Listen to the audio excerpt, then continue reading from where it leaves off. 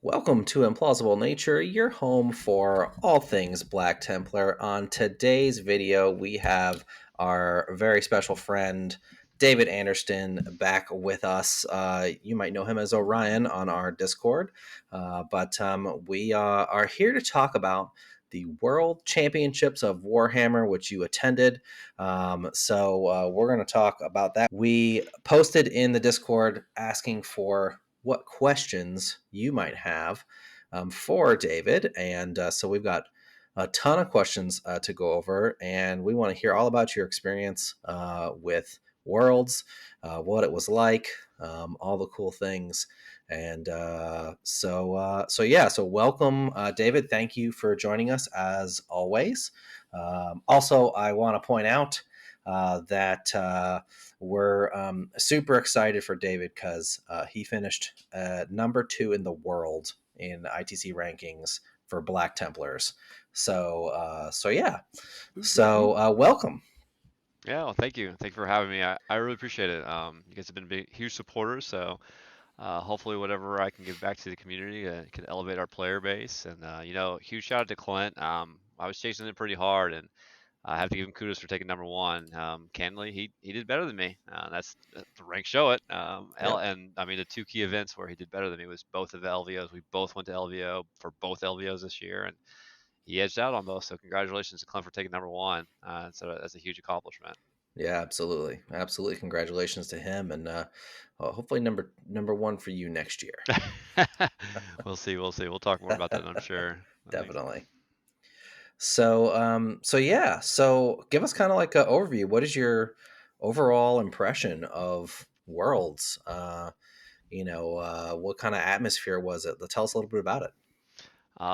First off, I tell you, it was not just saying it because the accolade of being at something that's called a World Championship event. It truly, really was an absolute unique event and the best event all year.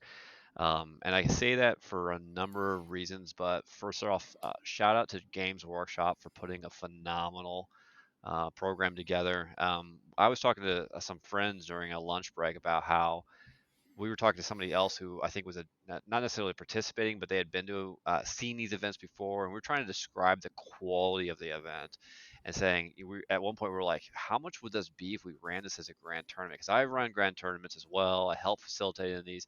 I've been to 14 events this year, and they're not cheap. Some of them could be $100, $150, and the quality and the style in which they ran this, including with the player packet, the swag they gave us. This was essentially two GTs at once. We played 8 games, 9 if you were in a shadow round. This was easily a $300 or $400 event, and it felt like that too. They pulled out all the stops. They gave us custom player packets with the missions and the maps on the back. They gave us a challenge coin. I was telling before the call, throwing out the secondary cards with the backs to it. But more importantly, just the atmosphere that they had created right out of the gate was phenomenal. I forget the gentleman's name. He's on the YouTube channel, does a lot of the Games Workshop stuff. He started out of the gate talking about how, first off, if you see a challenge coin around the wild, you owe each other a drink, but also know that the room is filled with the best of the best around the world. The average win rate for all the players in the room was 76%, which is extremely high. And in turn, he said, all of you are going to be losers. Many of you were out of day one.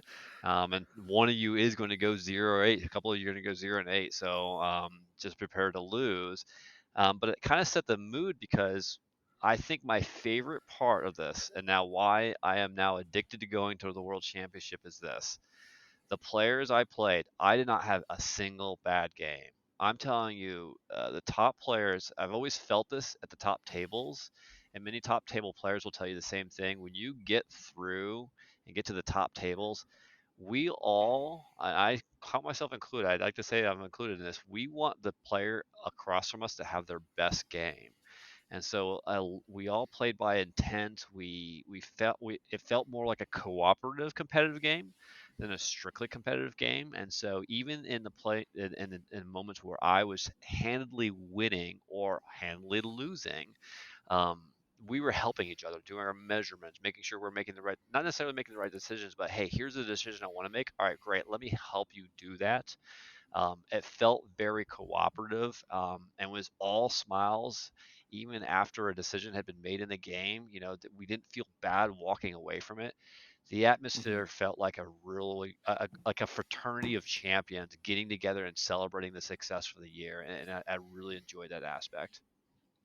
That's awesome. That's really awesome to hear, especially because, I think there's this perception in the community, especially amongst, you know, I won't necessarily say all casual players, but people who are not, super competitive, that like, the meta, the comp, the like super high level players are like, just jerks and, are, doing everything they can to, people say you throw the term around the whack, the WAAC, win at all costs, and that's not the atmosphere that it is at all. And so, really cool, to kind of hear that, from someone firsthand at the highest level of play in Warhammer there is. So yeah, great for our listeners to hear that, at those top tables, that's where, it's uh, it's probably the same as it is, for friends playing in their basement, right? It's just supposed to be a good time. Obviously, you want to win, but it's not supposed to be like cutthroat and, oh, I gotcha, kind of thing. So Yeah. very cool to hear that.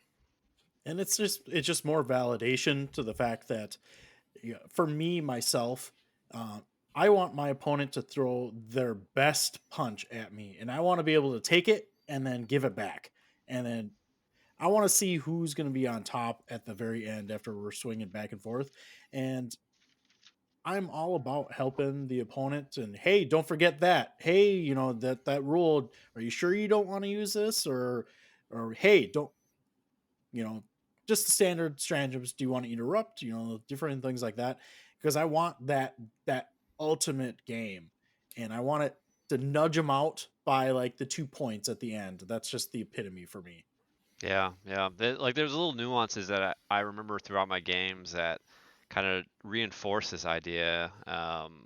Like for example, in the Eldar matchup, I had a very key point where every single move I made was going to matter on my turn. The movement phase was going to be so important, and I talked to like what I was trying to do, and he wasn't necessarily hovering my shoulder to like make sure I do everything right. He was hovering my shoulder to make sure I did everything right. Like, okay, yeah, yeah, you do this, you can do that.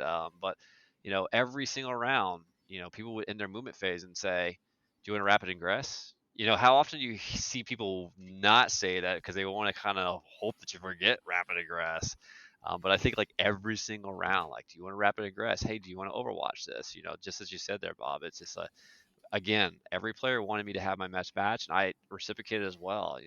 There's a we're not overly playing our hand to the point where it's like we're giving them the game, but we know that there's going to be points and chapters in the matches that are like, okay, it's clear you're going to want to do this. Yeah, I think the only time I felt really bad was my CSM player forgot to drop in his warp talent, and it was going in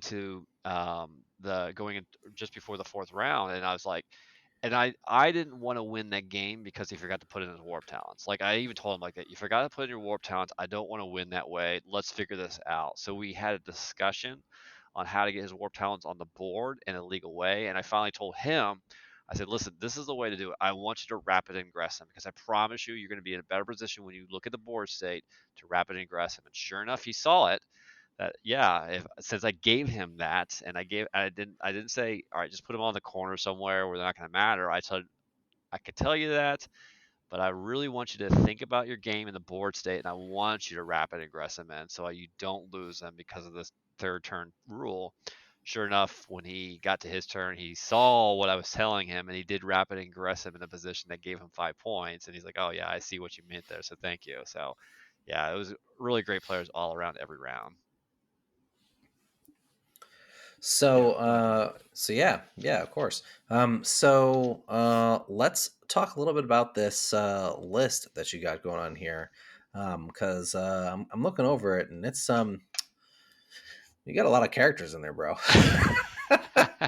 So 9 Yeah. characters? Yeah. What is it? Is it 9 characters? I 3, think so. 6, 1, 7, 2, 8, 3. Oh 9, yeah, 10, there's 11. 9. Did you Let, get let to me Yeah. count tell the you, did you count there's the 9. Calidus I counted. assassins?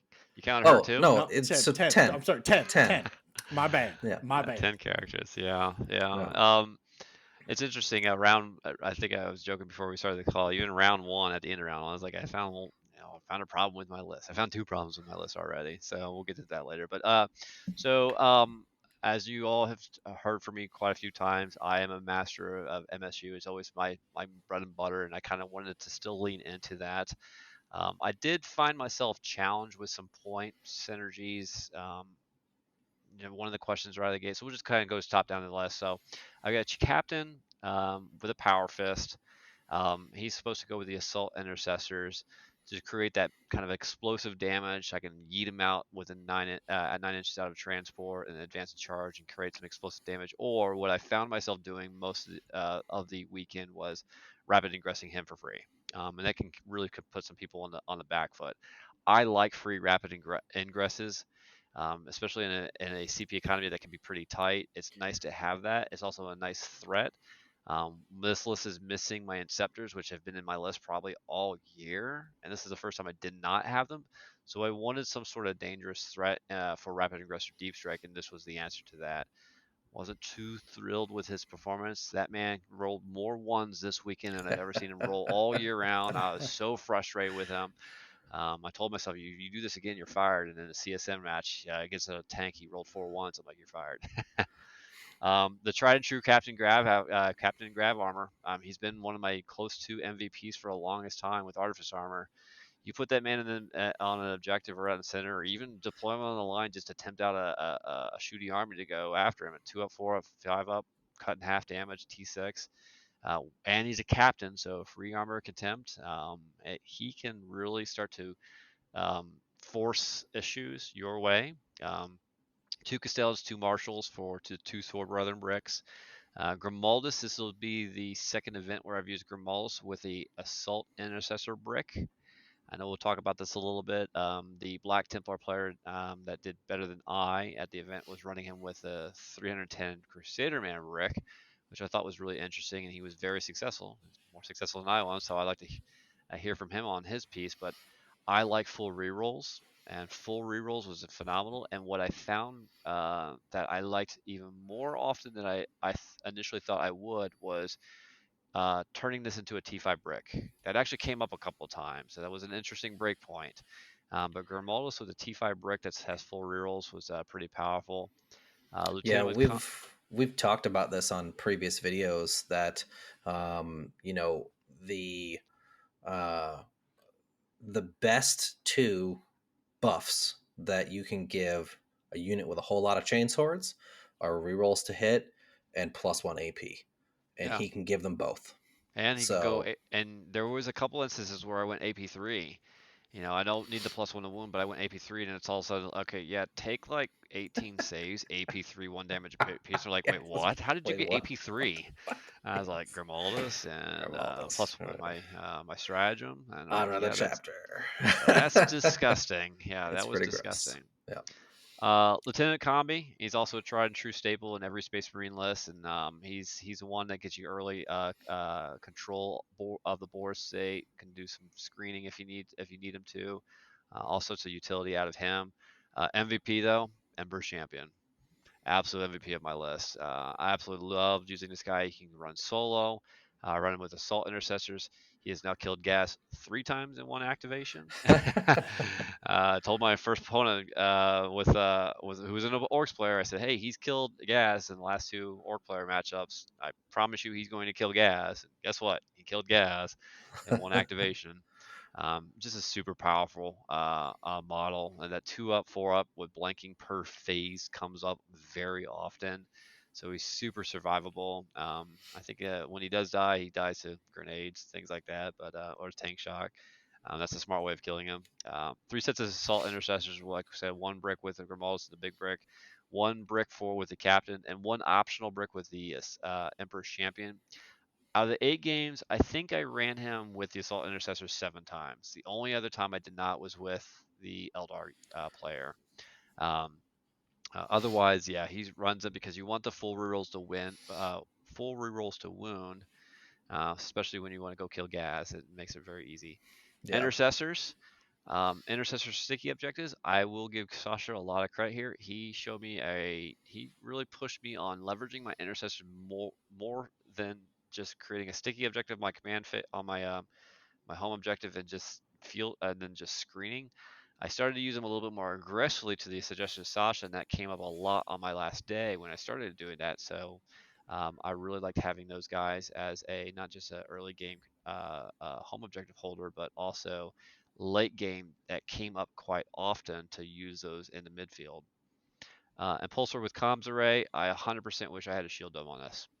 So I'm just going to say that right now. What I was doing, which was pretty clever for the PCB economy, is I would deploy it on the line. I would deploy the captain on the line, the impulsor close by, and right out of the gate, I would put the captain grab armor and tactical doctrine for free, and then try to farm some CP for a 5-up. It happened every once in a while, which is kind of cute, but I really didn't need to. I really wish I had the invuln on the impulsor rather than trying to cheese out a CP. 2 rep X's. We know those guys being one of the best data sheets in the Mhm. game. 2 sword brethrens. There were 5-man units, and I wanted access to the fire pistols and the thunderhammer. Never came up. Never came up. In fact, I found myself forgetting to roll the thunderhammers because the 4 models were just overkilling everything anyways, and I didn't need a thunderhammer. And I used the pyre pistols maybe a couple times, so 60 points kind of wasted there, and then the Callous Assassin for uppy downy scoring. But more important, that Vect came up so often, and this tournament specifically, it surprised me. I'm like, oh wow, yeah, this is extremely important to lock down some key stratagems. And Vect became this Callous Assassin because of her Vect became close to second or third MVP out of my list above everything. And I think when you are a melee army, having access to Vect becomes extremely important. That's why like Creations of Bile has what is his name? I lost it. They also have access to Vect. Anyways, but in the melee matchup, having Vect is extremely important. So that's my list. The idea is go MSU. Sword Brethren started in the Repulsor Executioners, and the Emperor's Champion starts in the Impulsor. That gives you extension, it gives you a projection, 9 inches, and then advance and charge, so you can really get across the board very, very quickly. Um, yeah, For those of you playing the home game, Vect, he's referring to is the ability that increases the CP cost for models using strats within 12 inches. It's officially now called across the board Lord of Deceit. So that's what. But originally it was a what Drakari ability a couple editions ago called the something heresy Xenos should have Vect, something like that. Yeah, Scari's gonna come on here and be upset with you. that's fine. Yeah, please let me know how you feel, Scary. Sorry, bro. so so yeah, definitely intriguing list. You've got, by my count, what, 12 units, maybe 13. yeah, that number actually is important to know because it comes up, especially in the Eldar matchup. 1, 2, 3, 4, 5, 6, 7, 8, 9, 10, 11, 12. 12 units, 12. 12. 13 if you separate the Emperor's Champion, Yeah. 14, 15, 16, 17, 18, 19, about 19 units when you don't connect anybody. Just go wide for Eldar. Um, and so when you tell them that, oh, by the way, I have 19 units against your Eldar army, that comes up quite often. But yeah, this is a lot of units. And my sweet spot's always been 13 and 14. Whenever I make a list, I want 13 or 14 units, and I want to be able to punch up. So how'd you like the 10-man assault intercessor I squad? liked it a lot more than I expected. So I give credit to David Gaylord for talking more about this on his channel. I think I was not I know I was not an early adopter of Grimaldus. I felt like he was a little overcosted. I didn't like the Crusader brick. I still don't like the Crusader brick, although the better Black Templar player at Worlds did bring one. He brought the 310 point brick. But the full rerolls, we talked about this already, the full rerolls came up so often, and just being able to dump a ton of saves on a unit, it really did start to break down some opposing units very quickly. But just as importantly, just the durability of that brick, because you can go T5 when you need to. But furthermore, if you don't know, you can tank on the servitors. You can tank 2 servitors, start taking saves on those. They have a 4-up invul Yep. and a 5-up fuel net pain. And I tell you what, there have been some instances, including, I don't forget which matchup, it may have not even been at this event, where the servitors tanked it all. Like, it's like, okay, I just 4-upped you. I scam you with 4-ups, and you just Scam killed you. 2 servitors, or maybe 2 servitors and 1 assault intercessor. Oh, I know what it was. It was Battle for Salvation. AdMech player jumped in with his infiltrators to wipe out the entire squad, and I'm like, nope, gonna take it all on the servitor. And he gives me like 17 saves. I make 14 of them on the servitors, and the rest are on the assault intercessors. And all of a sudden, I pop fight on death, by the way. So I fought on death with 2 servitors and assault intercessor, and then the rest of the brick kills the infiltrator unit on the clapback. That toughness is really key, Table and I think. flip. Yeah, exactly. I wish the rest of the match went that way, but AdMech did AdMech things to me. But the durability of Grimaldus with that brick is something that I think would surprise a lot of players if you've not tried it before. Even if you don't like Assault Intercessors, if you want to try the Crusader brick, try Grimaldus with those bricks. You can be a little bit more aggressive on early board control if you push a Grimaldus out to control an area. Even in this zone event, I wish I was more aggressive with Grimaldus. I wish I had him out on the board, out in the middle of nowhere, a little bit more aggressively, because it is a very durable unit. What Especially in Gladius, because you have the option to turn on Advance a Charge at will if you need to Yeah, zone yeah. them up the board. yeah. And he Put him gets up to. he can give +1 to advance and charge if you need it. Yep, yeah. That Um, didn't come up as much because, especially when you're in round 3 or 4, you're already within arm's reach anyways. I think I maybe used it once as a Hail Mary to get myself out of the Space Wolves game that I was losing. And it didn't affect anything. It really, the toughness and the +1 AP was those are the 2 things I used the most. Nice. Speaking of Crusaders, I think somebody asked a question about them, but we'll have to get to that a little bit later. But I do wanted to get your thoughts.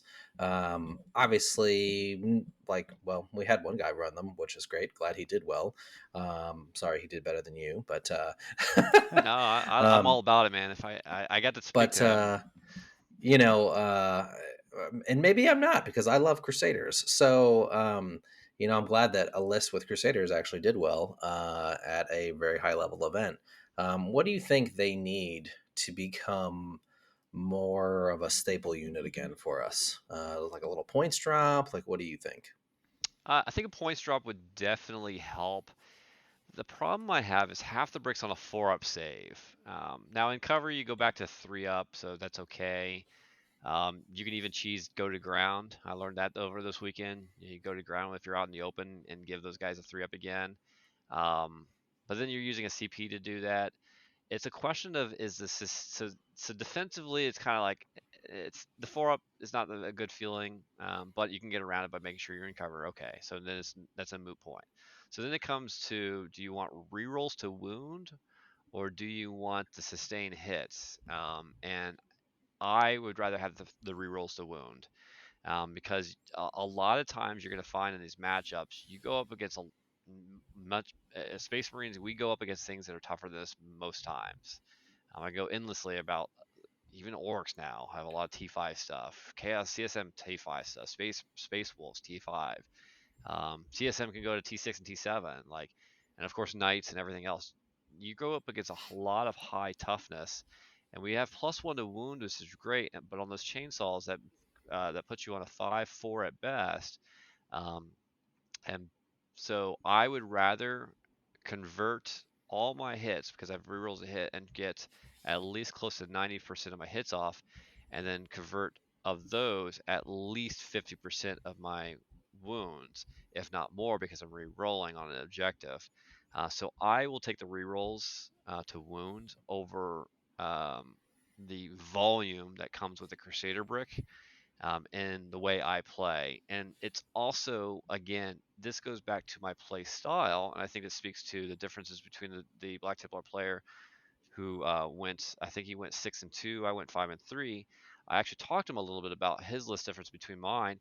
He's not using Sword Brethren. In fact, he doesn't like Sword Brethren at all. He straight up says, I hate Sword Brethren, and they always disappoint me. And I think part of the reason why is some people get disappointed Sword Brethren because they die so quickly. He likes a Crusader brick. It has a lot of survivability, has more bodies, and it can also turn into a what do they call that mechanic? This is a nickname for it. It can just turn into a bog. Basically, you can slog Tar people, pit. escape. A tar pit, thank you. It can turn into a tar pit, and I do like that idea. That's not my play style. So Grimald's is already big enough with assault with 10 models next to him. I do want smaller packages that can punch up, and so for my play style, I prefer the assault intercessors, but either one can lead to great success. What kind of points drop do you think they need? That's a good question. If I saw that brick at 290, I think I'd be a lot more comfortable bringing it. That gives me a 30-point swing, 280. Um, I don't have a good answer for that. I think it's just, again, it's not my play style to use them. I would So want like to see maybe it 140, 290. 140, 290. They shouldn't be as expensive as they are. I think you're paying almost a defensive premium for something that has a worse defense, and their offense is arguably worse as well. Because again, I believe that rerolls to wound is a better premium over sustained. So yeah, they need to be at least matching the assault intercessor squad, if not be a little bit cheaper, because you are taking a defensive hit with a 4-up save. You have to use Yeah, economy to get them back to a 3-up save. yeah, Yep. yeah. I think they definitely were still paying 5+ feel no pain points for them. Yeah, um, which we shouldn't be. We should be, like you said, the 4+ is a thing that you have to plan for and play around. I think even 140 to 80, like yeah, we get more economy out of our 20 man, but it shouldn't be. It's not as bad as it was. if you're I think if they drop to that and it's just double instead of paying more for a 20 man, we're not going to suddenly see people spamming 6 20 mans. Like it's you know not going to happen if you because they're keep the just not that points, good. I'll throw this out. Change the weapon skill to 2-up. Then you There you go. convert all your attacks. Actually, you over convert because you just fish for sixes on the sustain. Then it becomes interesting. That Yeah, creates a different way of playing. I still wouldn't use them, but I can see somebody wanting to use them because they have a 2-up that yeah. can fish for sixes on sustain. So there you go, GW. Hope you're listening. Let's get a points drop on those Crusaders, please. Thank you very much. Have a wonderful day. All right. So I know you want to get into the games, but a lot of the questions that we received are list related. And since we're kind of talking about the lists, might as well knock a few of these out. Sure. One of them we received was, what mechanics did you find useful in your list, and was there anything that you were surprised by how well it performed That's a good question. So, what mechanics did I find useful in your games? in my Yep. games? Projecting with vehicles, I think, is probably one of the more useful and nuanced skills that you want to develop in a list like this. What I mean by that is your Sword Brethren, your Assault Intercessor squad with the Emperor's Champion or Captain, starting them in a vehicle, and then getting your vehicles in a position so that on a go turn, you can get them out 3 inches, move 6, advance, and charge.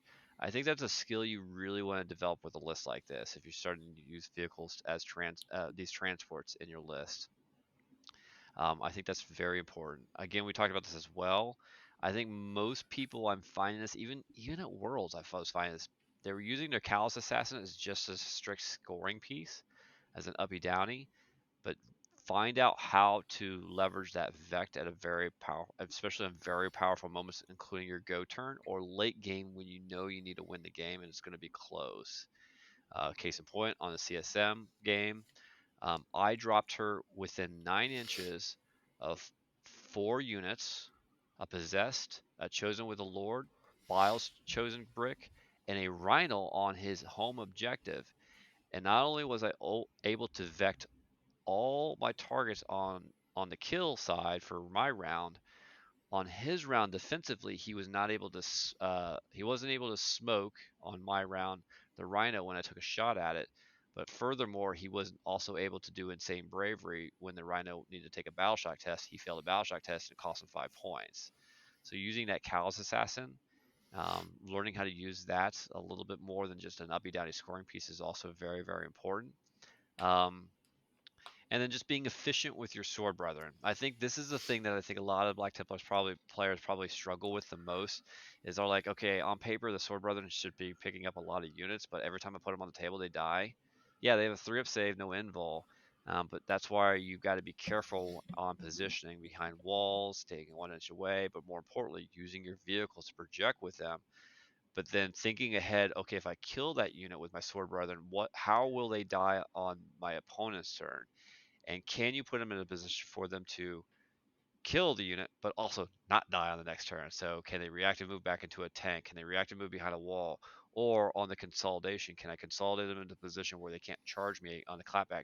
If you can get your sword brethren to last at least 2 turns, you're going to get a lot of efficiency out of this. And then above all, race to 2 CP. It's probably the reason why I had that Grav Captain, because I wanted to race to 2 CP.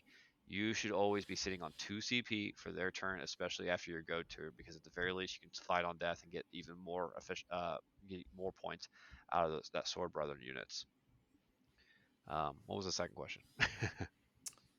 Was there anything you were surprised by how well it performed? How well it performed? Grimaldus. Yeah, I was just so happy with him. I'm like, man, you really are earning your keep. That durability piece, the threat of him, people were really respecting him, and to a point where I was able to control entire sections of the board because of him. He was my biggest surprise. Again, this was the second event only that I've used Grimaldus. I will use him on my next event. It just surprised me, and we've talked about this. The three of us together. How I was like, I'm not using Grimald. It's 110 points. I can use those points elsewhere. And so for me to be in this my second event now, I'm like, all right, I'm eating crow on here. He's pretty phenomenal. He did surprise me. Good deal. Let's see here. This one's a pretty standard question. You happy with the list? Any changes you'd like to make? Was not happy with my list. Round one, I was like, man. So I almost go back and forth with my list quite often. Sasha and I share lists on a daily basis. I feel like, especially going up to this event. So what happened was I remember, and as I'm looking through my list now, I got to the core of the list, which included everything you see now, but I had 4-man sword brethren units, and so there's a couple things here. There was no reason for me to go 5-man sword brethren units, it was no reason for that. The captain is a holdover from my Gladius Task Force Space Marine days, where with full rerolls to hit and +1 to wound at all times against your O target, he's a monster, an absolute monster, especially with Honor Vehement. But without Honor Vehement and without rerolls to hit, he really just bogged my list down tremendously. As I use him This as the regular captain? just a regular captain. Yeah, thank you. Not the Just a graphics regular one. captain. It was just a waste of 80 points. And then, of course, I had the Assault Intercessor. And the thing I missed the most all weekend long, and I kept kicking myself in the ass about it, was where are my scouts? I really, really, really miss having scouts for so many reasons. That was the major fix. So I fell on the back foot with my list. And so I used some good old noggin to get through these wins because I just, again, round one, I'm like, man, I really wish I had my scouts. Man, this captain's just not going to do it for me. So if you make him a Castellan and drop the 5th bro on each squad, that's 70 points for scouts right there. It is, yeah. And I like on the And the Castellan uh with the assault ints is a good cheap little unit. Full rerolls to hit, full rerolls to wound. You kill something, chance at a CP. So plus he's got 6 mastercrafted lethal hit power attacks power sword attacks as well. So, um, yeah, I, there's your uh, scouts right there. my scouts and my scout. I'm building a list for my next event. The player package right here for this. I'm already on to next week, just like Belichick said. And I will tell you who I'm reintroducing to my list because it came up a couple times.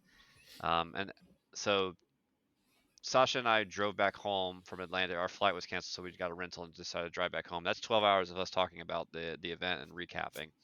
Hellbrick. I wish I had Hellbrick back.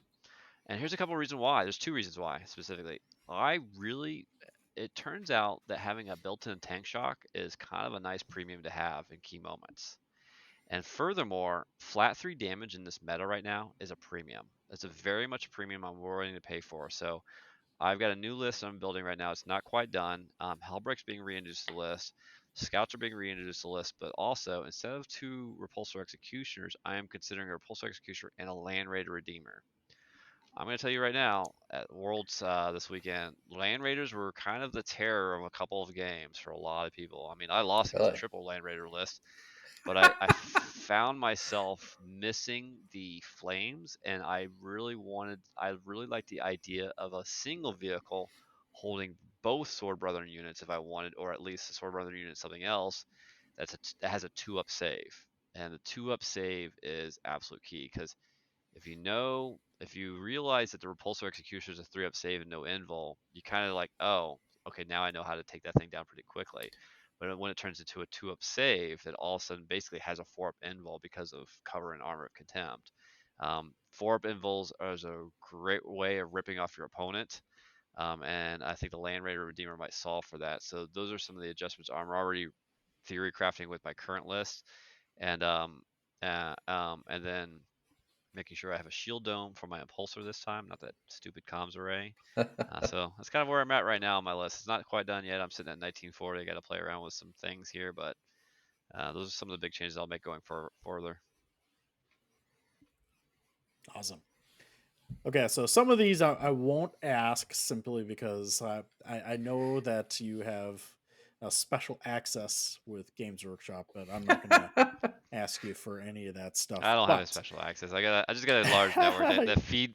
It's like that. I feel like I'm like Peter Dinklage from Game of Thrones. I don't have special access. I just hear birds that You chirp just in my ear drink and every know once in a while. the things. birds, yeah, you drink with the birds. All right. No.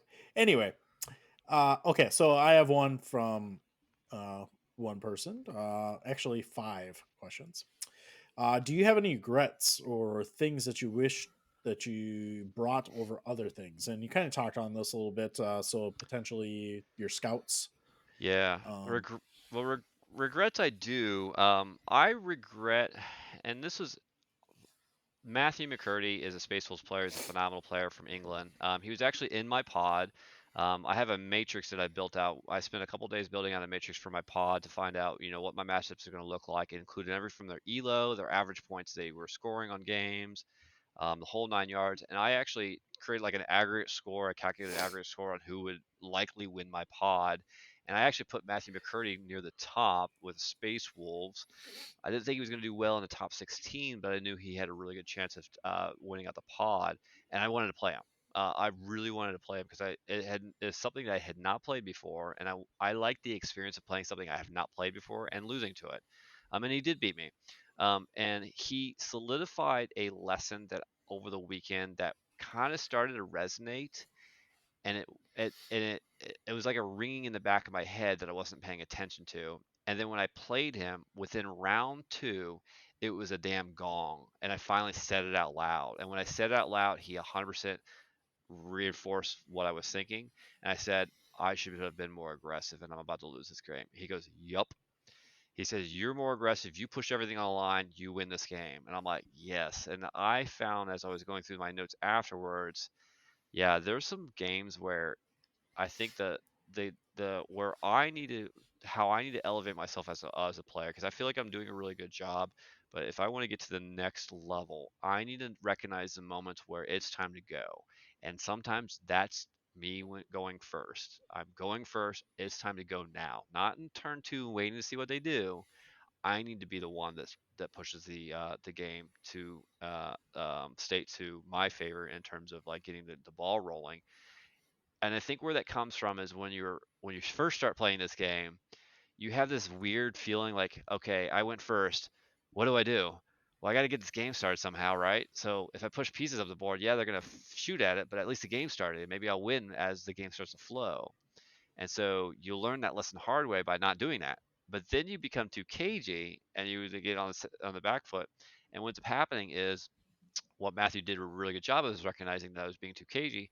So we started sending key units my way and tying me up in my own backfield.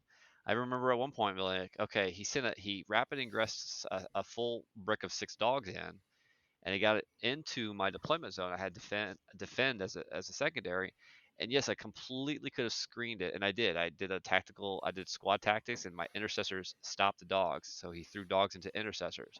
But guess what? I had Grimaldus, a Sword Brother unit, Emperor Champion, and a Repulsor Executioner still sitting in my backfield on going into round 3, taking care of 6 dogs. And I'm sitting there in my mind at first like, oh, he's giving me 6 dogs. And I'm like, oh, I'm giving him my whole army for 6 dogs in my backfield, and he's controlling the entire board state. So my biggest regret is not recognizing when I need to be more aggressive and getting out there, even early on, even turn 1. That would have changed. That would have changed 2 of my games. I think that would have changed my sister's game, which was a loss. It would also have changed my wolf game, which was not only a loss, but that was the win that I needed to become number 1 in the world. Period. Like if I win that one, I score 17 extra points on ITC, and I take number 1. And you know what? That was a good lesson. I'm glad I learned that lesson through a really really phenomenal player because he was a really great guy and a lot of fun to play with. But yeah. Uh, Question number 2 from this person is, what did you expect to run into, and did it go as expected? And what was the Kind of hardest just matchup for you personally? answered that. Yeah, so let me actually bring out my matrix because it's kind of interesting. I expected, because for those who don't know, when you're invited to this event, they give you um, pods. You're broken up into pods. I don't know if it's random or what. I just Googled pods, by the way, not Google Sheets to bring up my thing. um, so they give you your pods in which all the players are going to be in. And the idea is this: within your pod, it's split between about half Americans and half uh, uh, The players rest from of the around the world. world. The rest of the world, thank you, from the rest of the world.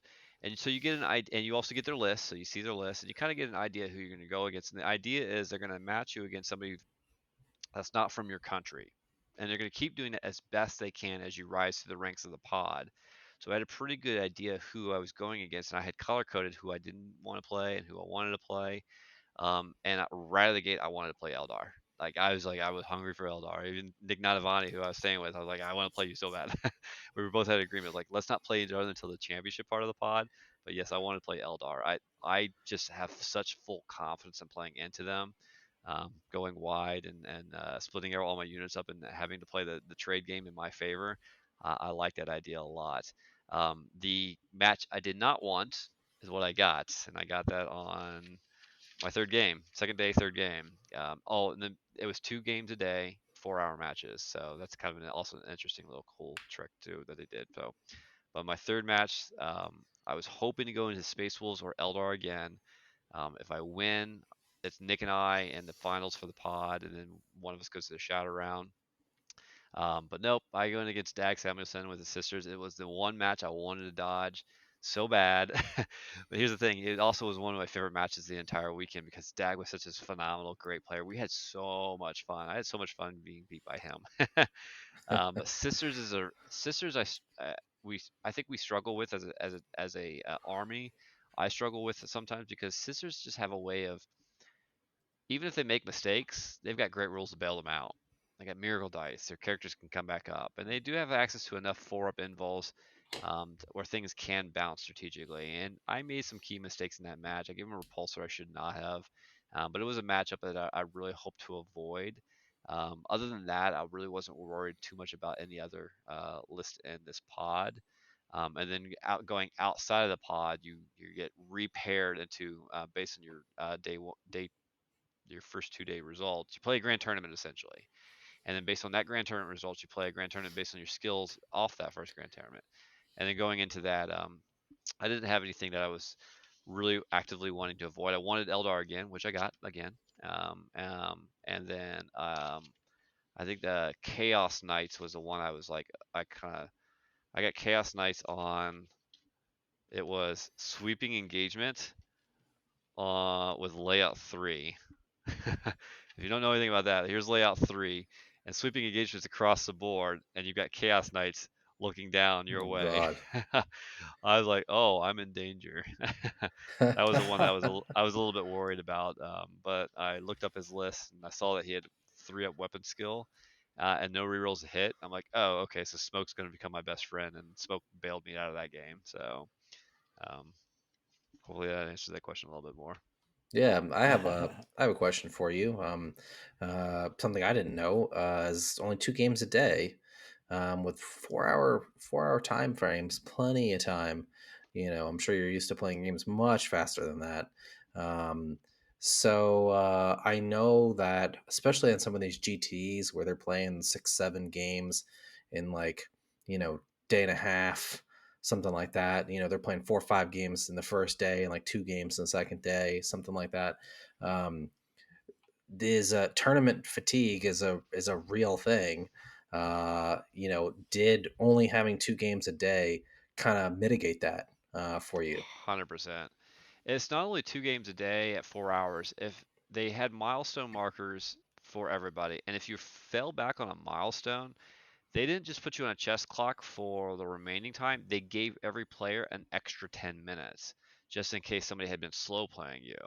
And so and that had to actually come up in one of my matches. I felt I was a little bit slow played. I'm not going to mention anything beyond that, but they came up with the chess clock and they gave us 20 extra minutes on the clock, 10 minutes apiece, and it gave us kind of a, all right, we can kind of take our time and just and play our best. And then afterwards, yeah, when we went out to get some dinner, we were getting dinner at like 6 o'clock after our last game matched up at what ended up at 6. So we're getting dinner at like 7 o'clock, and we're like, wow, this is great. It's a nice little pace. Now, if you won all 4 matches for day one, you're going into a shadow round, which is kind of rough for those players. But you day one's 2, day 2 is 2, and then if you go into shadow round, day 3 started an hour late. So that helped people who in the shadow round who just played 3 games get a little bit more rest. They gave them dinner, they all but fed them pizza, and gave us an That's extra cool. hour the next day, and it was 2 games again and 2 days again. And I liked 2 days, 2 games a day on the back half as well because it meant that, hey, if you had travel plans, you can just kind of, say your goodbyes and get out of there at a reasonable hour. Or in the case of most players down there, we had many players, hundreds of players, have their flights canceled. So since we finished up at 6, we were able to figure out what we needed to do to get back home. So yeah, it was a blessing. Yeah, Nice. Well, and that's good, and it's good that they do that too because not only is it just better for people in general, but um, it from everything it sounds like. I mean, GW wants this to be the event, and they probably want everyone to be on their best game and not losing a game because they're so exhausted that they make stupid mistakes. Because we've seen that in tournaments where fatigue is set in and somebody just makes a dumb mistake and it literally costs them the game on like turn 2. Yeah, That kind of stuff. they had us all on a conference call before the event to talk about the why behind all of this, and you just touched on it there. They wanted this event to be just as much as a social gathering where we can enjoy ourselves and have fun in this rare moment where we get to see all the best players of Warhammer. They wanted us to mingle. They encouraged us to hang out together. They had a social one night. They gave us enough time so that we can go to the preview event together. They really wanted to focus on the social aspect of getting us together more than just, hey, let's get through 3 games a day and go back to back to back and then, be exhausted by day Yeah. 3 to get through a tournament. So I love that GW did that. Does that format work all the time? No, because again, we started on Thursday. And that was one thing too. Even though we felt really great, by the end of the day Friday, we're like, oh, it's only Friday. We still got 2 more days to go. So there was that aspect of it. So it doesn't work all the time. But to your point, for what GW was trying to do, I think the format they landed it perfectly. It's good to hear. So here's a great question. How do you feel about Black Templars moving forward? Uh, I know who asked that one. That's Sasha, actually. Yeah, Yeah. Sasha. I think Sasha is baiting me here a little bit because this is a good question because it also kind of goes into what's next for me is on the plane ride over, I will admit I was kind of like not poo-pooing on Black Tippers. I was kind of over it. I was like, I've been playing him for a year straight, pushing really hard, aggressively to become number 1 and play really well. I needed a break, and I kept thinking, man, I miss my Space Marine list. The Space Marine list was actually what got me into this Champions. It's what got me the ticket at ACO. I didn't win a ticket through Black Templars, and I felt like I was on the back foot a little bit with playing them even as round 1 started. But that changed. It really, really did change because one of the unique things about this event too, and it was round 1, turn 2. I'm playing a really great Orcs player, um, Jordan out of Canada, and I've consistently beat Orcs. The last time I lost against Orcs was at LVO. My last match, it was Gabriel's a phenomenal Orcs player, and he taught me a lot about Orcs. And I felt myself like confident going into the matchup, and I realized turn 2, wow, this guy wanted an event to get here. He's really good, and I'm about to learn some stuff this weekend. Because just the nuanced things, the way he played, it forced me to like kind of like lock in. Like, okay, I got here. I walked in with no expectations. I told Sasha, I'll be happy if I will get 2 wins out of this, and I can go back to playing my Space Marines. But then after that second round, I'm like, okay, it's time for me to lock in and take this seriously. I just again, just as I said, I zoned in on this match, all my matches after that, and I really thought about what I brought to the table and how to utilize every little model, every rule, every strategy I'd spent a year on practicing, and I realized, oh wow, shit, Black Templars are actually in a really good spot. And then it just kind of carried me. I'm like, okay, no, Black Templars are actually really good. This is especially now that I know this game, and I'm kind of just in the zone in the perfect wavelength to match this energy that I was at this event. And I was like, all right, got my first win out of the way. Cool. And I go into the second game, and it was Death Guard, and I leveraged unique Black Templar rules and skill sets to get myself into that game and win it soundly. And I'm like, okay, I just walked away from the first day with 2 wins, and that just kind of that kept the momentum going throughout the entire weekend. And my stretch goal was to get 3 wins, and so third game was against Dag and Sisters. I ended up losing it, but it was close. I lost because I made a mistake. It had nothing to do with the list or the data sheets or the rules of Black Templars. I made a very clear player mistake. That's what cost me the game. It had nothing to do with my army. The fourth match is against Eldar. I won because I was playing Black Templar. I do believe that Eldar's bad matchup is against a good Black Templar player who knows how to go wide and play that right. Um, fifth game was triple Land Raider. That was my first lesson in not playing aggressively enough, and it cost me the game. It didn't resonate. But then the Chaos Knights, again, Sword Brethren love chopping up knights. They just love eating them up for dinner. And again, so that was a Black Templar piece. And then Creations of Bile, that's a whole other conversation in itself. I'd love to get into that. That win was for Sasha, but because I was playing Black Templar, I would not have beat that Crusaders. I would have not beaten that Creations of Bile list with my Space Marine list. There's no way. It wasn't going to happen. But with my Black Templar list, the way I played, yes, I 100% would have. And then my final match was the Space Wolves. It's a match that I could have won, but again, just like the Ultramarines player with the triple land raiders, I just wasn't aggressive enough, and it cost me the game. But in all 8 matches up, when I thought about it afterwards, especially on the drive back, I went from flying in, kind of wanting to move on to go back to Space Marines to I was reinvigorated. Sasha knows why and I know why he's asking this. I was like fired up. I'm like, man, I am so excited for Black Templars now. Again, I found a kind of a new elevated way of thinking about how to play this army. And in all 8 matchups, if I were to go back and play them again, and I was given the option to use my Space Marine list that got me into the tournament, or just a tweaked version of my Black Templar list, I take the Black Templar list on all 8 matches and just do it all over again.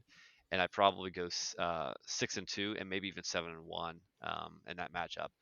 So I'm really excited. So Sasha, I will be taking Black Templars in 26, and the goal is to be #1 in Black Templars in Yeah, 26. he put that on there too. I just saw that. So yeah. So speaking of Black Templars, I know obviously you run Gladius. Because it has all the tools. Um, the There has been a lot of talk about our detachments. People who are talking about super competitive stuff are very disappointed with our detachments because they're not good enough. But we also have players who have played a lot of games. One of our Discord members, a friend of mine, he says he's played like, now it's granted it's in his local meta, but he's played like 80 games with VTF, Initiation Task Force, and has like a 76% win rate. So, how do you feel about our detachments? What do they need? What does GW need to do to them to make them more viable competitively? Because I'm guessing that GW sees basically almost all the comp lists for Black Templars playing Gladius, and is like, well, why don't you want to play your own detachments? And there's reasons why. Yeah, it's a good question. I even said on this channel after you guys talked to me about interviewed me for and I'm bringing up a stat site here called stats.huber.com. If you've not been to this site, I encourage you to check this out. It does a really good job of creating some aggregate data on exactly what we're doing into what matchups. Um, um, I said that I would try to get a win with one of our other detachments afterwards, and the closest I could get to creating a list that plays in the style that I play, where I felt like I could win a 5-game event, probably not a 6-game event, is a COV. And it's actually kind of a unique list because it's got 2 Vanguard veterans, 2 sets of JPIs, a lot of chaplains with 2 chaplains with jump packs, a captain with jump pack. Um, it's a whole other conversation in itself.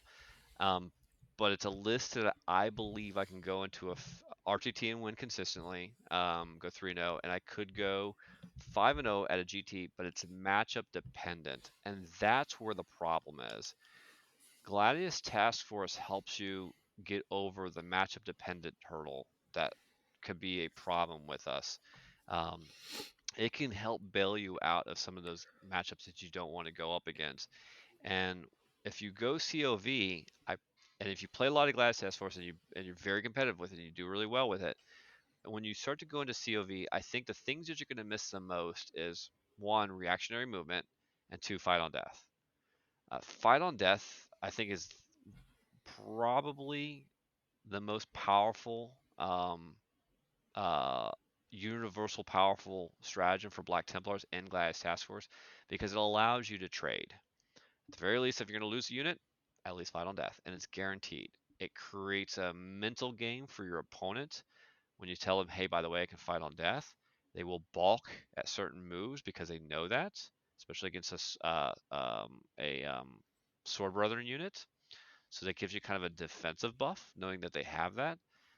That alone, if they can give us access to more fight on death, even if it was a 4-up fight on death, I'm not the biggest fan of that, but give us that. I do believe we can go without the advance in charge.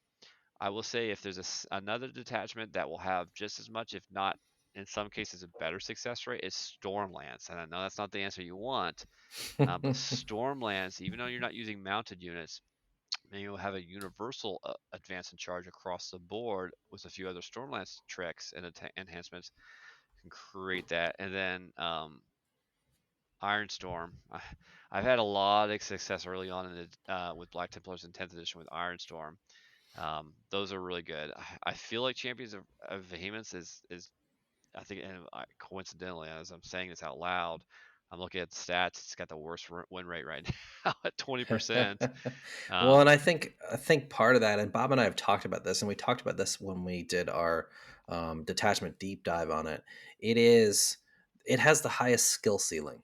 It yeah, it takes to make use of all its movement tricks, because it does have a fair few movement tricks. You mentioned reactive moves. It actually does have a reactive move, and as yeah, it's got, heresy begets that's retribution, right.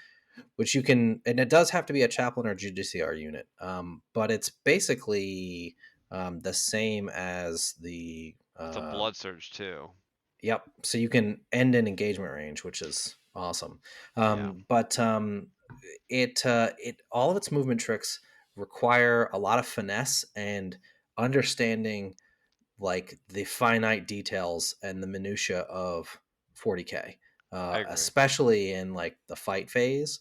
There's a lot of nuance to movement in 40k, and so if you are not extremely good at that, then it will come back to bite you, because you won't be able to take advantage of the benefits of the detachment. And that's where I think champions in the hands of someone like you has the best shot to win a tournament, as opposed to your average player.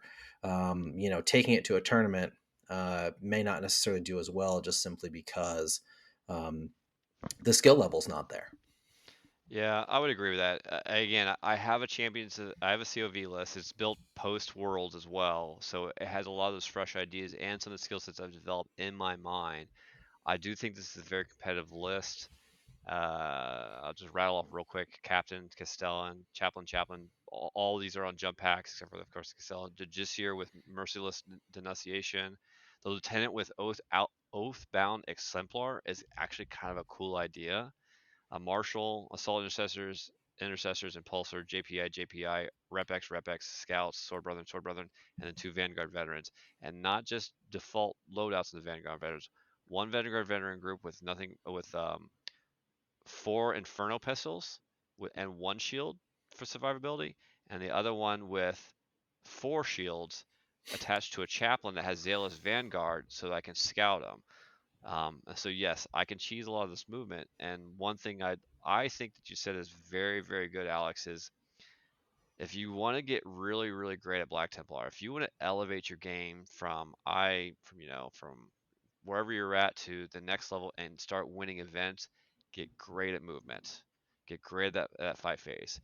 Case in point against that Eldar matchup, there was a point in that Eldar matchup where I had full confidence of winning, but I kid you not, 10 minutes in my movement phase before touching a model, thinking about every single move because I needed to do a go turn with my charges, and he had a fights first character with Banshees that I needed to get around that. So if you can get to a point where you can confidently move all your play pieces, complete your charges, kill everything without losing everything, and get around fights first, you're there. You're going to win a grand tournament. Again, that's your challenge. Practice this movement to get to a point where you can, on your go turn, on turn 2 or 3, wipe the board, get around fights first, and survive and mostly intact and win the game. That's when you're going to know I've got it. I'm there. I can win an event. It's great advice.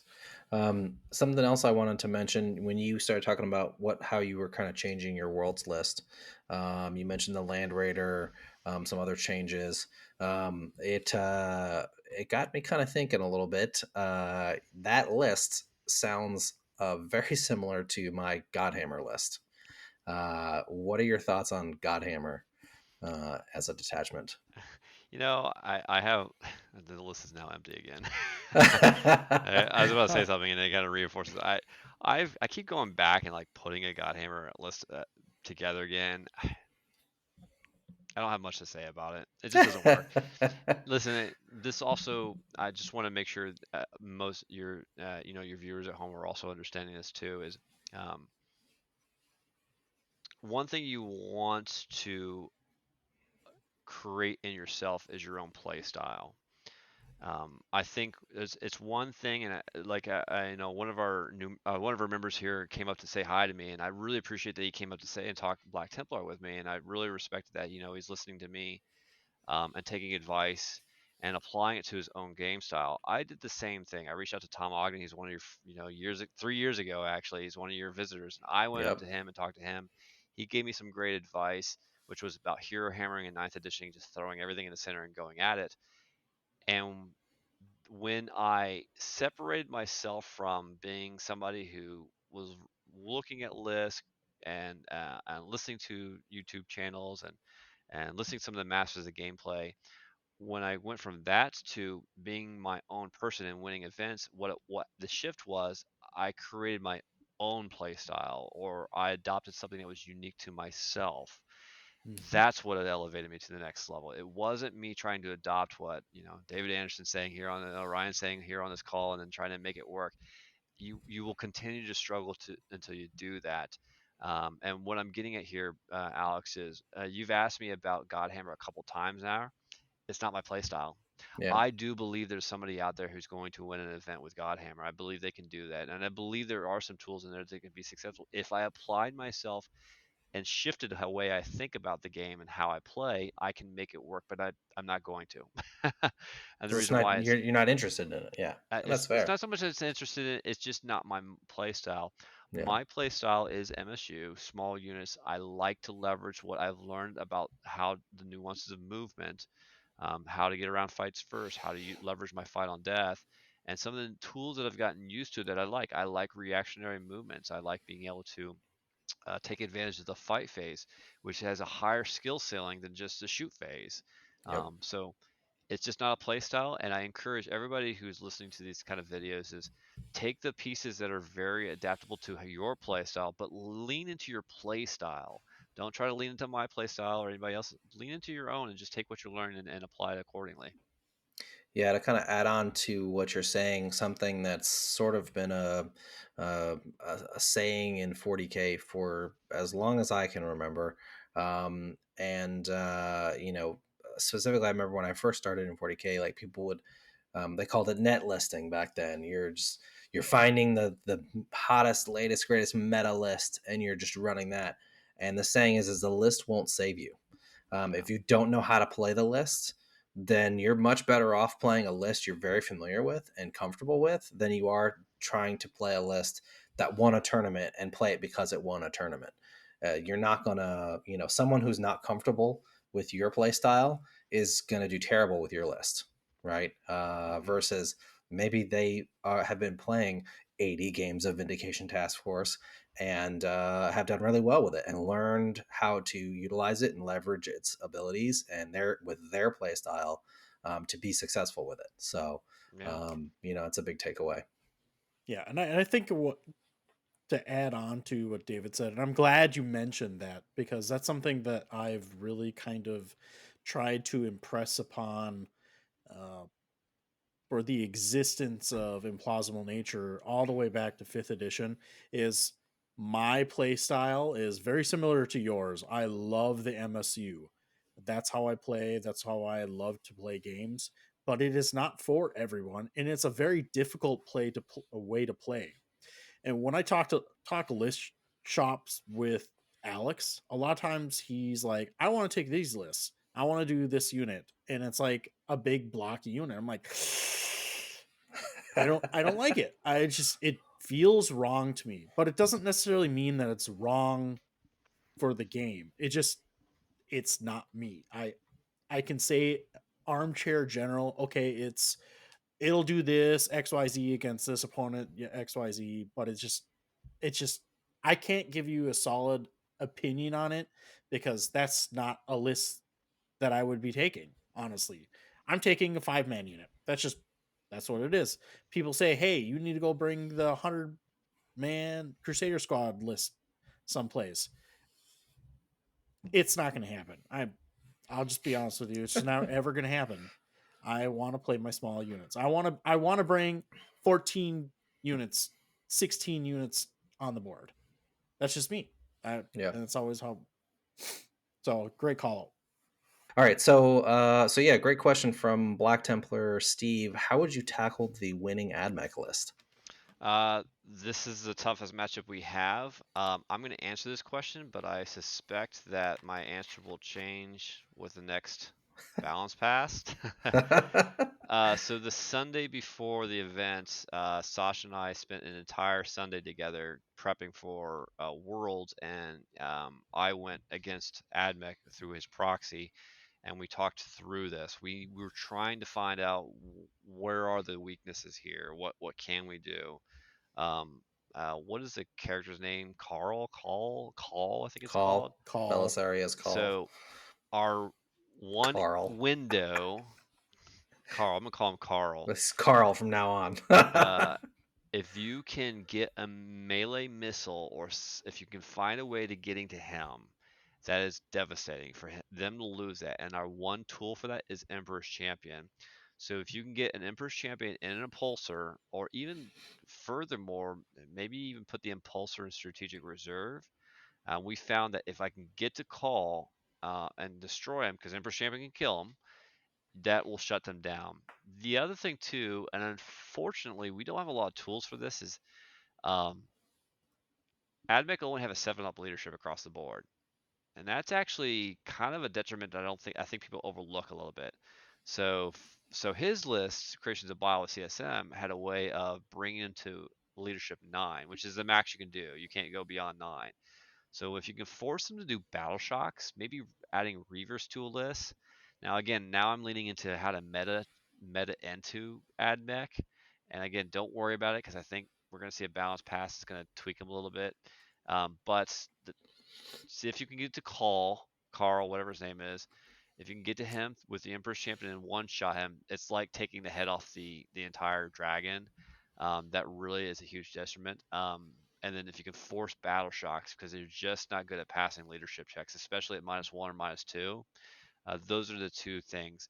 Unfortunately, right now in the current state, we were doing some math, and we believe that AdMech is about 15 to 25% undercosted. They just have too many units. They really do. So your best bet is this: try to play the game that I just mentioned, but also make sure you have 2 CP for fight on death, and just don't get shot off the board if you can help it. Is Call one of those units that needs to be like more forward, or are they hiding him in the back? So what they usually do is, because he's such a good synergy piece, they'll usually hide him on the first turn or two. But then I find that sometimes they'll get them out. But I'll also be honest, a great AdMech player is not going to give you a call that easily. They're going to screen. They're going to make sure that you can't get in there. But I did find some instances. I was even looking at board states. There was like 32 AdMech players at this event. First off, how do you guys get all these armies in so quickly? Because that thing costs like $5,000 per army. Yep. But the second piece too, I was actually looking at board states left and right, thinking, oh yeah, my Emperor's Champion can get through that section there and zoom up the board and one shot you. A lot of average AdMech players who are probably chasing the meta a little bit are going to give you him, but good AdMech players are going to screen him against those melee missiles. AdMech seems to ride that line of either they're completely busted or they're completely unplayable. Right now they're Right line there, that like it's like, hey, you're like Gladys Task Force, but all your rules are better than mine. How's that happen? Because Gladys Task Force is great. Yep. Yeah, and they were kind of held back because they were too expensive, and then now they're they too got all cheap. the key drops. So, Yeah, plus you have Siegler, who is an amazing player already, taking a unit that is or an army that is now good, and you obviously see where that takes you.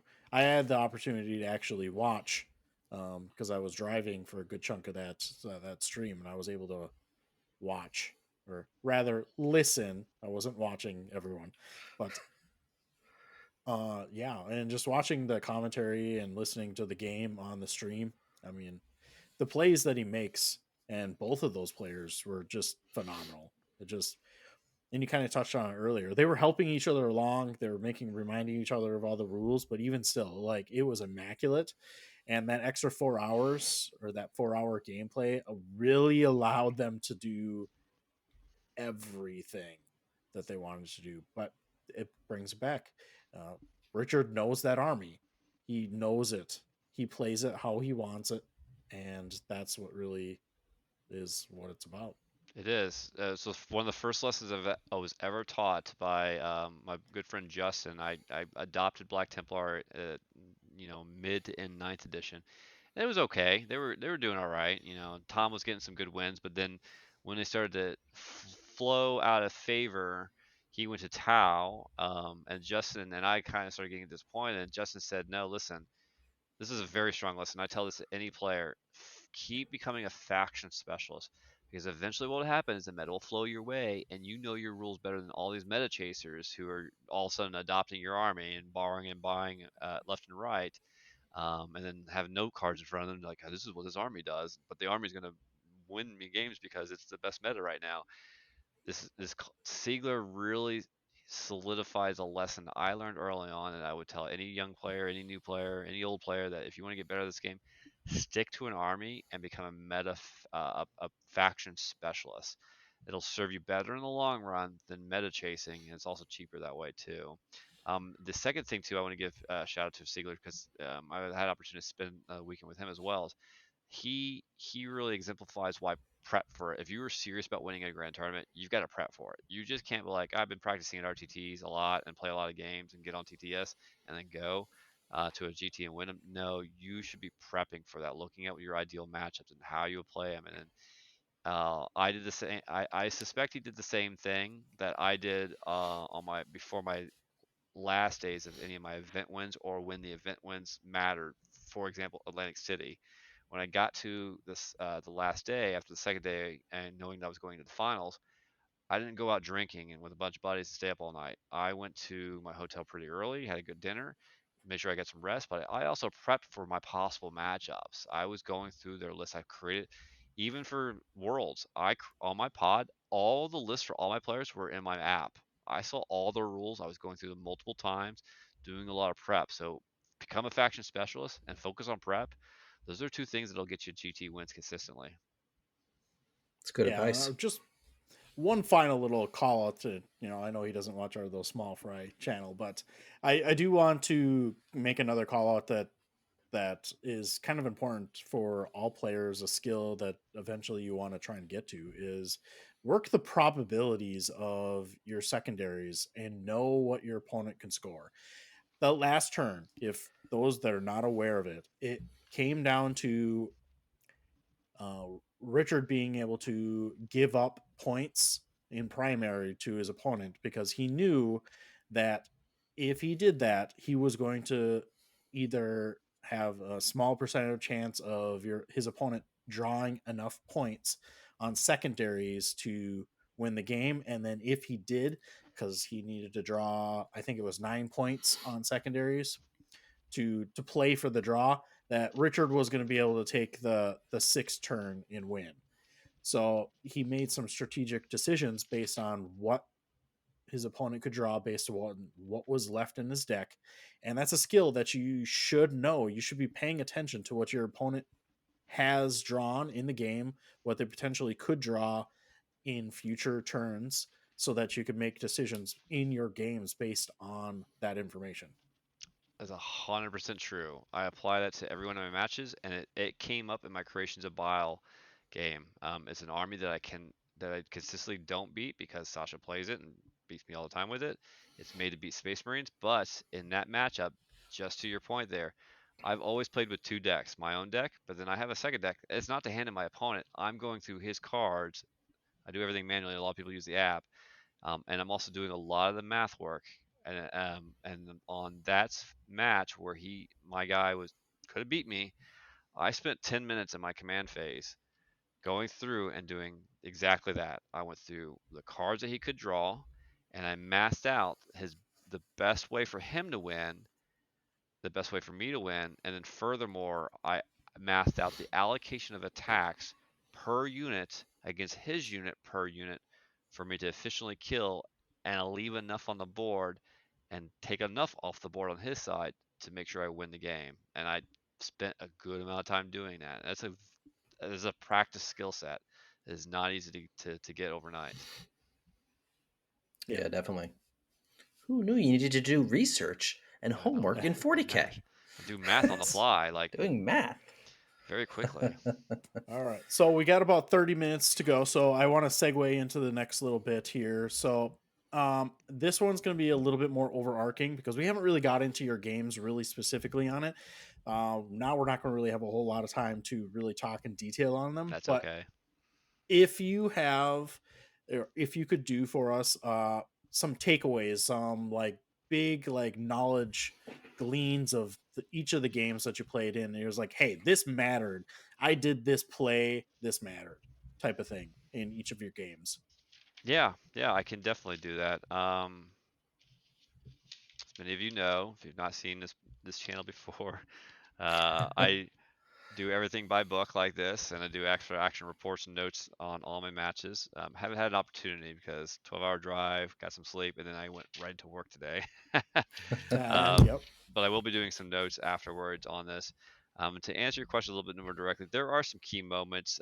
So you can see my matches on the events, and gentlemen, if you don't mind, like linking that in the video for them so they can kind of go Of through and course. see, link the actual event from BCP.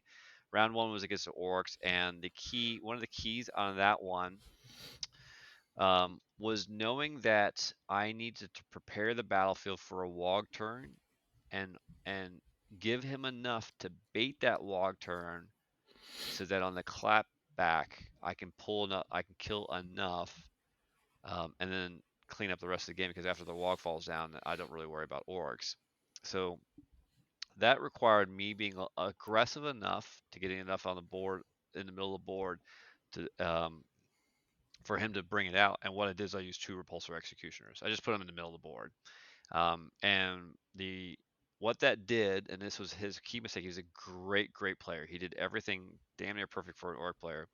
But what broke that game for him was he wogged and put Gaz and his huge blob of orcs. It was like a million orcs in this blob, in this Gaz unit, with another character that had the ability to kill Repex by itself.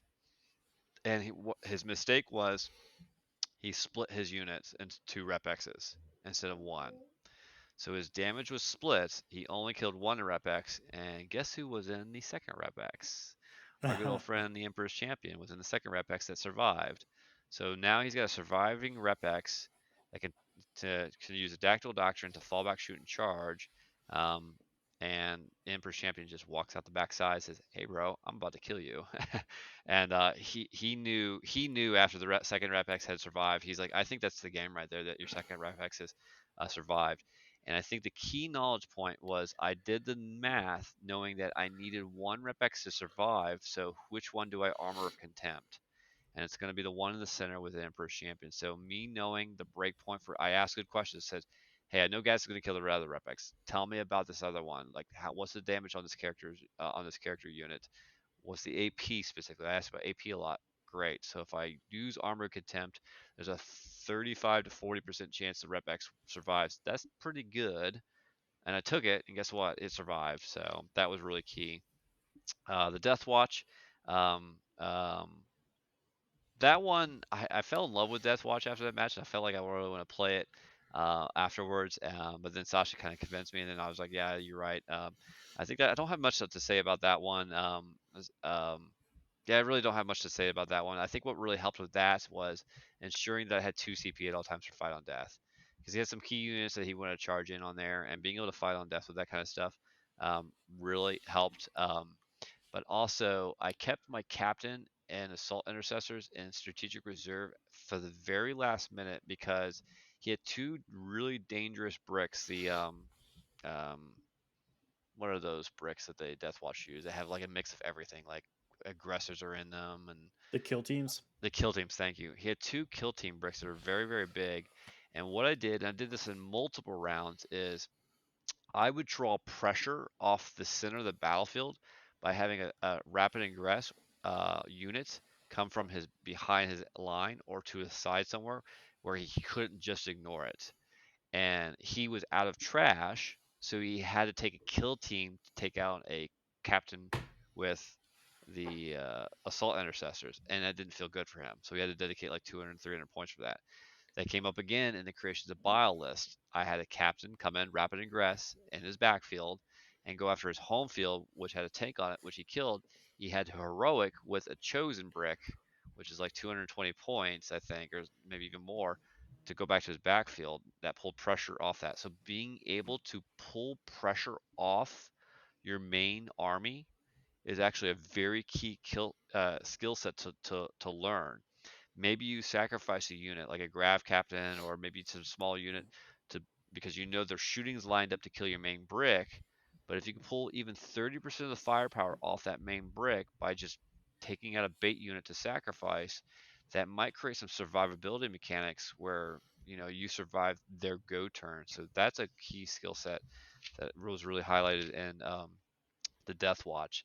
In the Sisters matchup, my lesson here was this: knowing how many points of units to burn on something that you want to accomplish and not overcommitting. That was my mistake. I committed Emperor's Champion and Assault Intercessors to take on a tempting target as well as try to shut down a not Scourge but Terraform.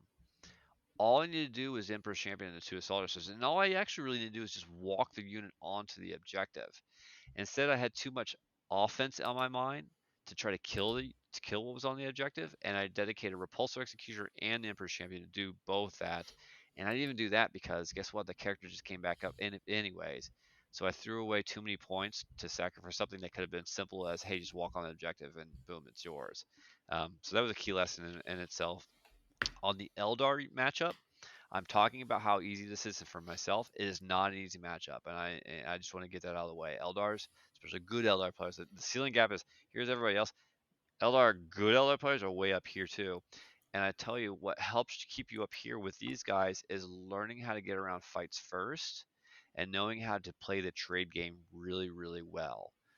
So it's not just about pushing up one model and hoping the next one, but are you pushing up 2 miles so one can heroic? Are you keeping 2 CP such that you can fight on death? Do you know how to get around fights first by, charging in with one unit, doing basing with as much as possible so that the second unit that's gonna charge can only technically base with one, and everybody else has now free reign to swing into during the pile-in into the fight's first unit. Do you know those nuances? If not, practice that kind of stuff so that you can get around fights first and also win the trade game. Uh, if you come up against if you get up against triple land raiders, just put everything on the line and hope you go first, and then try to move block them, and then try to move block them. They don't like land raiders, don't like it when you move block. The CK game, Chaos Knights. Here's a good lesson from this list. Again, this is a matchup that I made the joke, and the number one Tau player in the world was on my right. We were both. He was commenting in the same way I was about. Okay, this is not a good matchup because it's Dawn of War setup, and it's an open battlefield. Knights are just gonna, chew on everything, and it's gonna be a feast for them. But and I made the joke. You want to roll to see who wins the game? The guy to the right, and they got a good laugh about that. And the guy, my opponent, was like, "Yeah, just let's see who wins the game." I He did go first, but then I went from joking to I kind of went zoned back into like, no, I need to take this seriously. And what I did was I brought up the app and I looked at his list by putting in some key units real quick and looking at it and not necessarily asking him because I didn't want to show my hand, but I asked him a key question. But what I looked at on the list, I put 3 despoilers in my list on the app, and I noticed that it had 3 at battle ballistic skill. And I simply asked him, "Hey, Chris, do you have rerolls to hit?" And he goes, "No." And mentally, I kind of cheered. And I said, "Okay, I'm going to pop smoke every single time, and half of his hits are always going to fail." And that came up as he went first. I popped smoke on the Rep X that was out in the open. Well, it wasn't out in the open, I just couldn't hide it. I popped smoke on it, and he failed to kill it. I think he only actually did 2 wounds to it, or four total. Two wounds went through, and he realized, oh, everything that I shot at survived, and now it's technically your turn to go first, and all my knights are out in the open. So asking good questions, but if you don't want to necessarily ask them out loud because you don't want to play your hand, get the app up and put some of their key units into the app and look at their rules. Sasha's really good at that too. He'll plug in the entire army real quick and like look at the rules and catch people making mistakes on their own rules because he's looking at that. Creations of Bile is a good lesson in practicing key movements And this is also a lesson that Sasha taught me the night before. Well, reinforced with me the night before that I need to get better at. Because I asked for feedback, like, hey, how can I elevate myself as a better player? Mm. He noticed that I wasn't taking the time in my charge phase before I even charged, doing the math on how many attacks are going to go through with rerolls, how many wounds will go through, how many saves will they make. Do that math in your head, and that way you can allocate the appropriate number of units accordingly into their number of units. And I did spend a lot of time. We got a chess clock. We were chess clocked, and I did spend a good 5 or 6 minutes mathing out how many units I need to charge into what to kill a possessed unit, a chaos lord, the chosen unit, a full brick with bile. Um, that Vect character, I don't know why it's failing on me. The one that can shoot back, as well as that Rhino. That's 5 key units in his army. And the reason why I got the Rhino down to 1 and killed everything else was because I took the time to math out exactly what I need to do. And I killed a Warp Cat Talon unit, so that was 6 units that I killed in one activation because I took the time to math out how many models, not just units, how many models to allocate to each one of those units to kill it perfectly, and it worked really well. And that's takes a ton of practice. And And then if when you're not good at math that quickly in your head, there's a really handy app that I have really liked. It's called Adept Roll. You can save your units, so you can, let's save like your Bro Squad in there with all of its buffs. You can load defender profiles as well, and or really just quickly type in their stat line and math it out very, very quickly on the fly.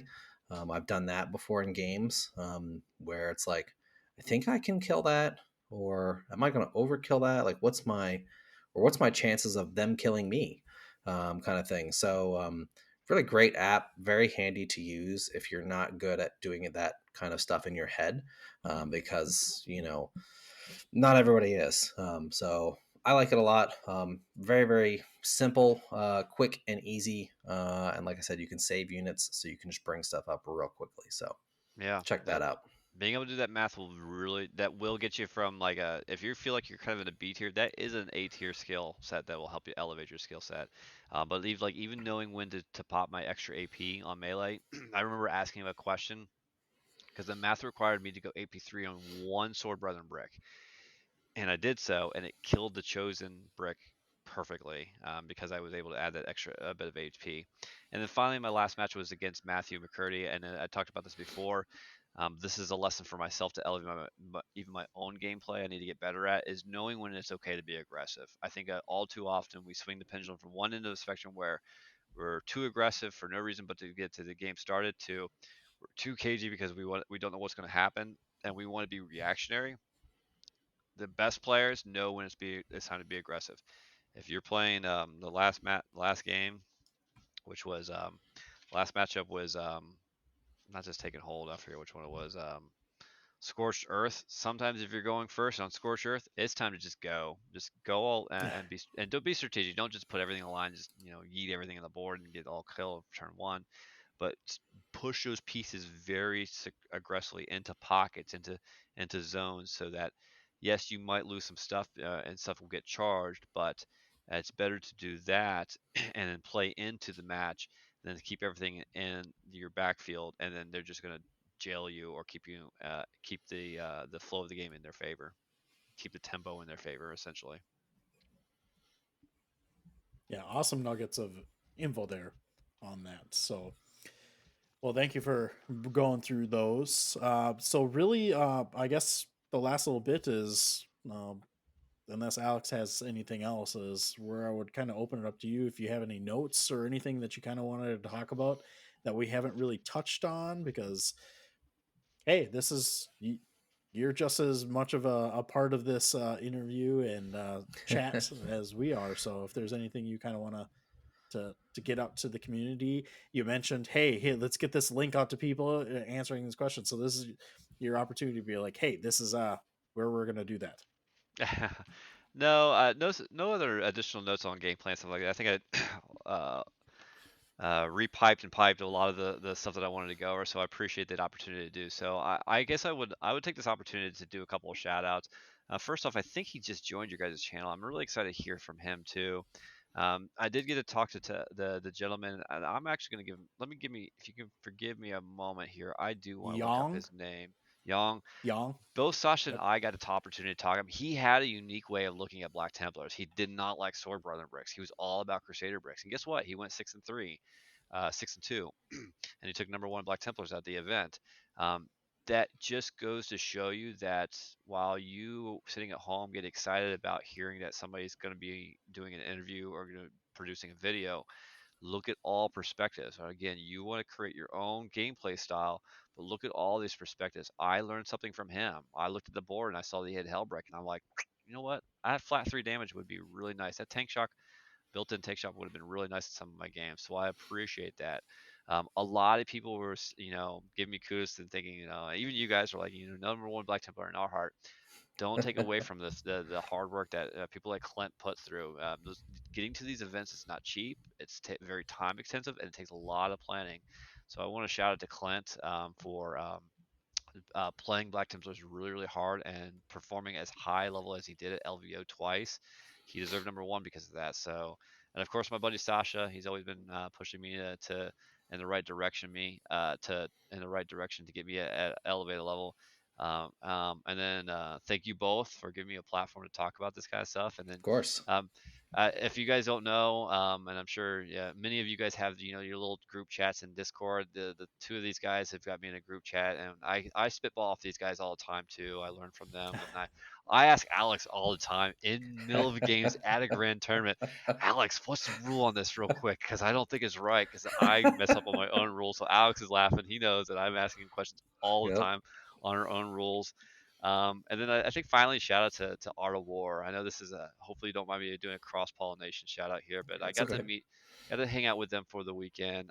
Nick Nadavani and the entire team. They were very welcoming to Sasha and I, and they were great supporters. And Nick Nadavani, I'm sorry, and Nick was. It was especially fun to hang out with him, and he was also one of my bigger cheerleaders this weekend, checking in on me, make sure how how you doing, because we're kind of wanting, hoping to play each other. He's a real deal. He really is. That whole team, they've got a synergy that I really was very inspiring. So, and they've got a lot of great tidbits of wisdom and themselves from their own channel. So really great to meet that crew too. So had a lot of fun. I'm now addicted to going to Worlds. I want to go next year. So You're gonna do it. You'll be there.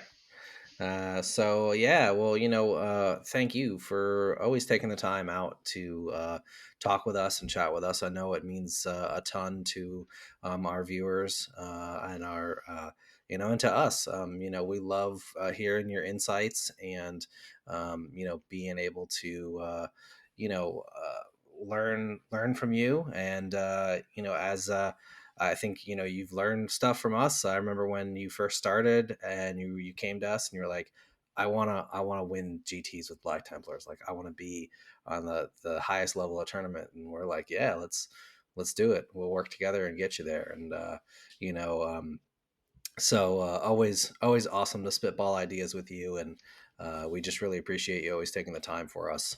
yeah, yeah. So Well, I think, and with that said, the last thing I want to mention then too, I guess the last shout is to that player out there that kind of feels the same way I felt years ago when I was watching your guys' channel, and I wanted to walk up and say hi to Tom Ogden. I want the next player to do the same thing.